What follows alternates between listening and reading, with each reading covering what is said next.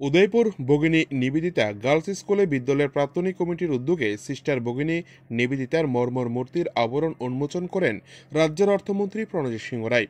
এছাড়া ছিলেন জেলা সভাধিপতি দেবল দেব রায়, পৌরপিতা শীতলচন্দ্র মজুমদার, মহকুমা শাসক ত্রিদীপ সরকার সহ অন্যান্যরা। এই দিনের অনুষ্ঠানে বিদ্যালয়ের ছাত্রীরা সমবেত নৃত্য পরিবেশন করেন। পরে স্বাগত ভাষণ রাখেন বিদ্যালয়ের প্রধান শিক্ষক। পরে মাধ্যমিক এবং উচ্চ মাধ্যমিকে সর্বোচ্চ নাম্বার পেয়ে যারা ভালো স্থান করে নিয়েছে বিশেষভাবে পুরস্কার দেওয়া হয় অর্থমন্ত্রী এবং জেলা পরিষদের সভাধিপতির হাত ধরে। এই দিনের অনুষ্ঠানে অর্থমন্ত্রী বলেন, ভারত মাতার সন্তান না হয়েও ভারত মাতার কন্যা রূপে সকলের ভগিনী রূপে আমাদের সেবা করে গেছেন, আমাদের সকল দুঃখ আঁচল পেতে কুড়িয়েছেন। সিস্টার নিবেদিতা বা ভগিনী নিবেদিতা স্বামী বিবেকানন্দের মহান ভারতবর্ষের স্বপ্নকে বাস্তবে রূপবান করার কাণ্ডারি যারা ছিলেন তাদের মধ্যে অন্যতম সিস্টার নিবেদিতা। এই দিনের অনুষ্ঠান মঞ্চ থেকে অর্থমন্ত্রী জানান, এই বিদ্যালয়ে বর্তমানে হলঘরের একটি সমস্যা রয়েছে, তা খুব শীঘ্রই সমস্যা সমাধান করা হবে।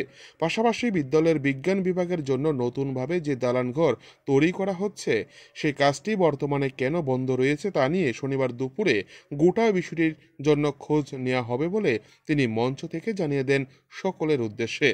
এই দিনের অনুষ্ঠানকে কেন্দ্র করে ব্যাপক সাড়া লক্ষ্য করা যায় বিদ্যালয়ের ছাত্রী এবং প্রাক্তনী থেকে শুরু করে বিদ্যালয়ের শিক্ষক শিক্ষিকাদের মধ্যে। উদয়পুর থেকে নিজস্ব প্রতিনিধি রিপোর্ট, টিভি 100 বাংলা। অধিকারী যেরকম একটা ভাবনা যে স্কুলে যারা পড়াশোনা করে যারা বড় হয়ে বিভিন্নভাবে বিভিন্ন কর্মসংস্থানের সঙ্গে যুক্ত হয়েছেন, বিভিন্ন পদে যারা চলে গেছেন বা যারা রিটায়ার্ড হয়ে গেছেন, এমনও যাদের একটা ভাবনা, যে আন্তরিকতা যে আমরা কিছু একটা করব, আর সেই করা এই ভগিনী নিবেদিতার স্ট্যাচু সম্পূর্ণরূপে নিজেদের ব্যবস্থাক্রমে এবং সেটা আজকে করেছেন। তো স্বাভাবিকভাবেই এমন একটি মহিষী মহিলা যার নামে এই স্কুল, সেই জায়গাতে ওনার এই ভবপ্রতি স্থাপন করা হয়েছে।